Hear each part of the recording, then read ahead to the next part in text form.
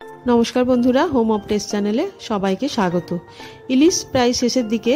তেঁতুল দিয়ে তো অনেক টক খেয়েছেন, একবার কামরাঙা দিয়ে আর কুমড়ো দিয়ে এরকমভাবে টক খেয়ে দেখুন। এই রান্নাটা করতে তেমন কিছুই লাগে না। আমি এখানে এক টুকরো কুমড়ো, একটা কামরাঙা আর লেজা মুড়ো দিয়ে করলেই ভালো হয়, কিন্তু আমি এখানে আরও 2 পিস মাছ নিয়েছি, কয়েকটা নিয়েছি কাঁচা লঙ্কা, অল্প একটু নুন হলুদ আর 2 টেবিল স্পুন সর্ষের বাটা।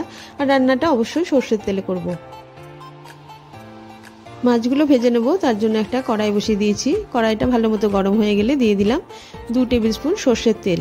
তেলটা ভালো মতো গরম হয়ে গেলে মাছগুলোর মধ্যে অল্প একটু নুন হলুদ মাখিয়ে রেখেছিলাম, হালকা করে মাছগুলো ভেজে তুলে নেব।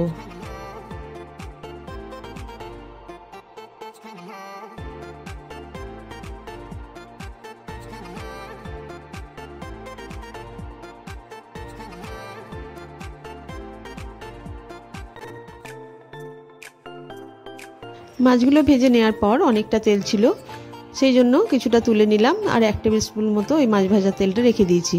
এর মধ্যে দিয়ে দিলাম 1 টিস্পুন কালো জিরে। এবারে কুমড়োগুলো পাতলা করে কেটে রেখেছিলাম, সেগুলো দিয়ে 1-2 মিনিট মতো তেলে ভেজে নিলাম। তারপরেই পাতলা করে কেটে রাখা কামরাঙাগুলো এর মধ্যে মিশিয়ে দিলাম।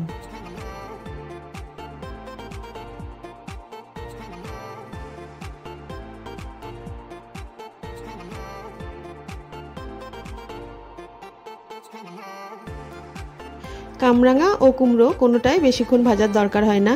একবার ভালোভাবে মিশিয়ে নিয়ে একে একে দিয়ে দিলাম স্বাদ মতো নুন ও অল্প একটু হলুদ গুঁড়ো। এরপরে আমি একে একে ভেজে রাখা মাছগুলো দিয়ে দিলাম।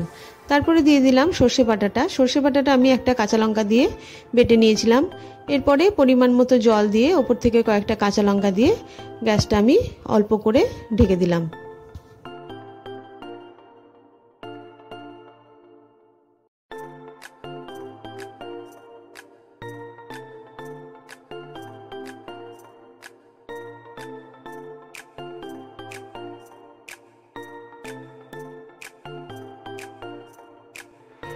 10 মিনিট মতো আমার হয়ে গেছে। এবার ঢাকা খুলে দেখে নিলাম কুমড়োগুলো সেদ্ধ হয়ে গেছে কিনা।